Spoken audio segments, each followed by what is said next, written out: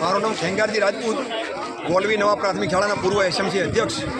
આજે શું ગામ લોકોની વેદના છે, કેમ શાળાએ આજે ગ્રામજનોની વેદના એટલે છે કે ગોલવી નવા પ્રાથમિક શાળાના શિક્ષક શ્રી ચૌહાણ દુદારસિંહ એસ રાજપૂતની વહીવટી બદલી એક તરફી ટીપીઓ શ્રીના એક નોટિસના હુકમના આધારિત નોટિસ એક સામાન્ય વસ્તુ, નોટિસ એટલે એનો જવાબ હોય, ખુલાસો હાલવા જવા થતાં એમણે 2 વખત જેમ ટીપીઓ શ્રી મળેલ નહીં, પણ ટીપીઓ શ્રીને સંપૂર્ણપણે ગ્રામજનોએ ગ્રામસભાનો ઠરાવ સાથે એસએમસી સાથે તપાસ પહોંચતી જાય, કોઈ પણ વહીવટીમાં એમાં ઊંચાપત કે કોઈ ભ્રષ્ટાચાર કે કોઈ છેડતી એવું કોઈ શિક્ષકે કરેલ નથી। અને આજના તંત્રમાં બાળકોની ભવિષ્યની ચિંતા છે, એની જગ્યાએ સરકારને 10 શિક્ષકોની મહેકમ હોવા છતાં, હાફ શિક્ષક હોવા છતાં શિક્ષકની એક તરફી બદલી કરી ટીપીઓ શ્રી રજૂઆત કર્યા હોવા છતાં ટીપીઓએ આચાર્યશ્રી મેડિકલ ઉપર રજા ઉપર હોવા છતાં હુકમ ખોટી રીતે એક તરફી હુકમ કરી અને બદલી કરી, એના માટે આખું ગામ રોષી છે અને રોષેથી આખું ગામ ભેળું થઈને ગ્રામજનોએ તાળાબંધી કરી છે કે આ પૂર્ણ શિક્ષકની બદલી આજ શાળામાં થવી જોઈએ, વિચારણા થાય અને સરકારને ડીપીઓ3 સરકારશ્રી આની પૂર્ણ વિચારણા કરી તાત્કાલિક આ શિક્ષકની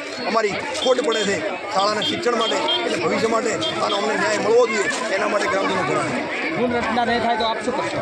પુનઃરચના નહીં થાય તો અમે ગાંધી ચિંતા માર્ગે સતત ગ્રામજનો ભેળા થઈને આના માટે લડત લડશી, પણ આ 5 શિક્ષકને આ શાળામાં અમારા આચાર્યશ્રીને અમારી પુનઃ વરણી થવી જોઈએ।